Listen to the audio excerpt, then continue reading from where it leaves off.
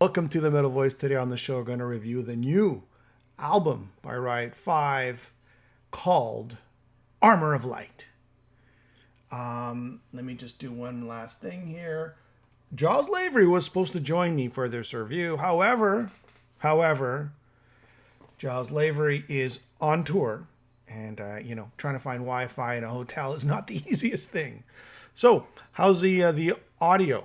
Test, mic check. How do you feel? Good. How's the audio? Good. All right. So, Armor of Light, Riot 5, the second of the Riot 5 albums. This album is coming out on April 27th via Nuclear Blast. The disc is produced by Chris, the Wizard, Collier, who's done Metal Church, Flotsam and Jetsam, Slipknot, and Korn. There's Billy. Perfect audio? Do, re, mi. Now, what I did is, before I start with my review, I'm going to read out one of the Metal Voice, one guy who really helps me out a lot, Billy. I asked him to review this, tell me what he thought of it. Now, I'm very close to the band in the sense that I'm doing a documentary with the band, and when you're really close to something, sometimes you might not be as objective. You like the shirt? So I got Billy. I go, Billy, here's the album, review it. Tell me what you think. So I shortened it up a little bit. Here it is. Okay, let's start off like this. So Billy Gorski. Some people call him Impellitteri. Here he goes. Quote, the album is not a grower. Huh? It grabs you by the balls immediately and never lets go from start to finish. For fans of Thundersteel, this is what you have been wishing for. What I like most is the sheer speed and catchiness of these songs. Todd's vocals have never sounded better. Best three tracks are Messiah, End of the World, and Armor of Light. The band is at the top of their game. 2018 and beyond, Riot will finally get their due as one of the best heavy metal bands ever. Mark Reale would be so proud. Did I say it right, Billy? Did I enunciate properly? So that's what Billy thought. So again, I took myself out of the picture and I got, let's say, a third party who's not doing the documentary like me, who's not as close. But what do you think? Here's the album. This is a Riot fan. So I asked Billy, I go, Billy, what periods of Riot do you like? Do you only like the Thundersteel era? Or do you like, the first three albums with Guy and then Rhett and the rest of the catalog with all the other singers? He likes everything. So, to summarize, if you are a fan of speed metal, you will like this album. If you are a fan of, Halloween, Kisk, those double bass drums, you're going to love this album. If you're a fan of Riot, Thundersteel, Privilege of Power, Immortal Soul, you're going to love this album. If you truly appreciate Riot and the great songs that they write and the ever-changing ways that they write the songs, then you will like this album. Look, Tom wants to know, is this as fast as Thundersteel? Tom, this is just for you. Jimmy's quoting here, quote, this is Thundersteel on steroids, end quote. So there you have it.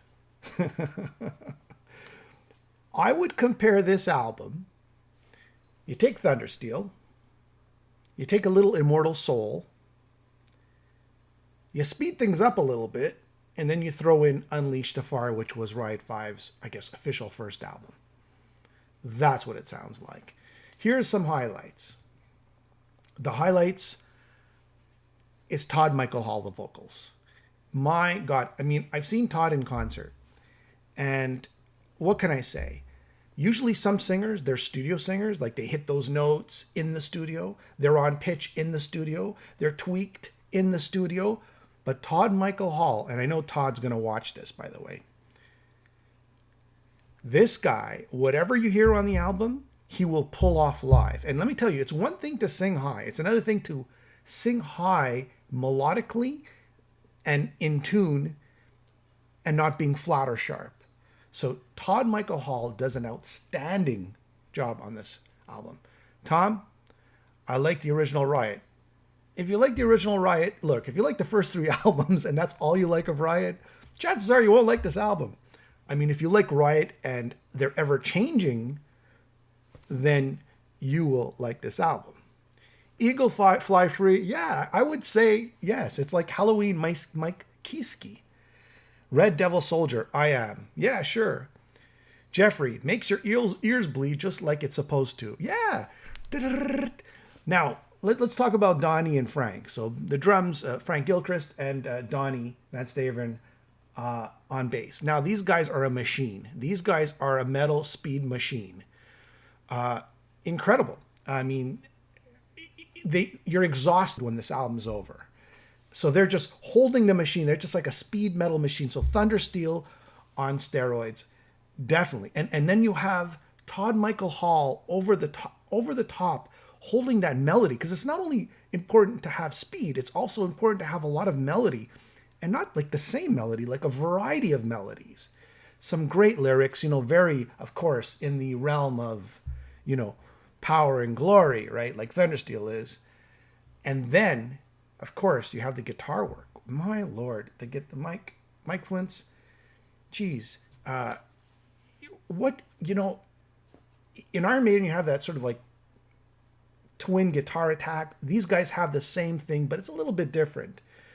A lot of melody in the solos and a lot of, playing together in different solos. It's just some great guitar work. So overall, this album is really, really strong. And you couldn't have a tribute band doing Riot 5. These guys are like musicians. These guys are so great as musicians. It'd be hard to find another group of people who are so great. Red Devil Soldier. I'm a huge fan of thrash. Is this up there with the greats? Billy can answer that. Billy will text you something saying, this is what Billy told me. Billy said, I'm having a hard time understanding or having a hard time figuring out, is this album just as good as Thundersteel? It's definitely in the Thundersteel realm. Okay, let me just give you some tracks that I really enjoyed here. I got to say one thing. The first single, which was Victory, I thought it was good.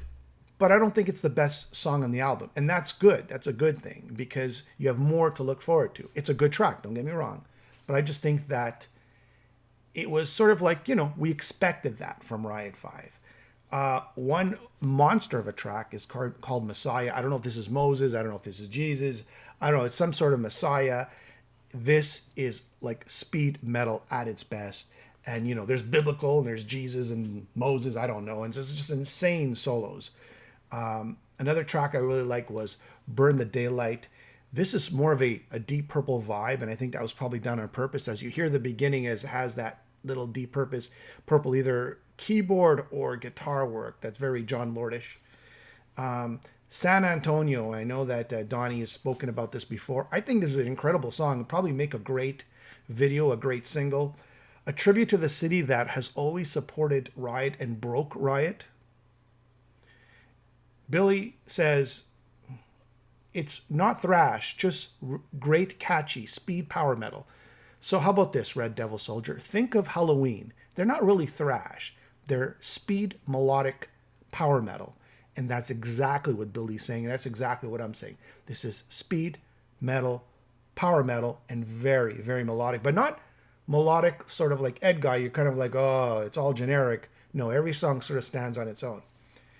So back to San Antonio, I think this is a great track, a tribute to the great city that broke Riot, and very fitting. Another cool track I thought was Caught in the Witch's Eye. This is more of a mid-pace, of changing it up a little bit. Really reminded me of the Privilege of Power days, and there's a little bit of horns happening, a little bit of funk, a little bit of jazz there. Another song which really caught me off guard, and this is what makes Riot so great, or Riot 5 so great, is their need to sort of take it to the next step. And that's what Ready to Shine does. It throws a little bit of Queen, the back vocals of Freddie Mercury, that kind of, Bohemian Rhapsody kind of back vocals. That's what you get on Ready to Shine. And of course, the word shine meaning so much in the Riot vocabulary. And I thought the last song, so this is for Red Devil Soldier. If you want a thrash song, you want a real smoker, then or a darker song, a little more aggressive than Raining Fire is like a war song and just, that thrash element. So did I leave anything out? Yeah, and the second track is End of the World. Again, very cool, very melodic, very catchy, very contagious. That's pretty much it. I mean, just so everybody knows that Giles Lavery was supposed to join me today. He didn't because he's caught somewhere on the road. I don't know where. So you know what? I've done reviews by myself. I'm doing it by myself. So there you have it. Riot 5, Armor of Light. Definitely pre-order it. These guys, the band has such a long history, and they're still cranking out, amazing songs. And you think these guys would be, they're 20 years old. Mark Reale, and I think Billy said this best, Mark Reale would be proud because I could actually see Mark Reale contributing to an album like this, or the direction he would want to go into. Absolutely. So I definitely would give this album a 9 out of 10. Pre-order it, go buy it.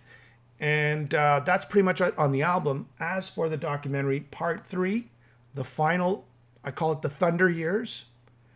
Part 3, I'm hoping to finish it for April. Billy says 9.5 out of 10, by the way. Holy moly. Billy says 9.5 out of 10. So for Billy, it's 9.5 out of 10. For me, it's 9 out of 10. I feel bad now. All right, guys. So the Riot documentary, part 3, will be coming out in April. I'm working with Bobby Jarzambek right now, trying to get his clips in. But I've kind of arranged everything. It looks good. It's going to be 2 hours long, going from Thundersteel to today, covering all that territory. 2 hours. You know what I was going to say? Should I make it shorter? Should I make it into different parts? No, I want to do it. Last one's going to be the big one. If you watch documentary part 1, part 2, and part 3, you're looking at 3 hours. Rain on your parade. Cheers. Looking forward to part 3 Riot Doc. You got it, buddy. So, any other questions before I let everyone go? Any questions about the album? I'll be more than happy to answer. That's pretty much it, guys. Let's see what else I want to bring up. Nothing else. So, stay tuned also. Next week, I will have the Ross the Boss review with Neil Turbin. He will be my guest on that one for sure, because we've already recorded it. Also, Killer Dwarfs coming to Montreal. We're doing an interview with them. That should be fun. I think the first time we've done live Killer Dwarfs. As well as Exciter. I just put up an interview with Dan Beeler. They will be doing a record signing in Montreal. So I think I'm going to go pay them a visit and see what's going on. What's up with that record signing. All right, everybody.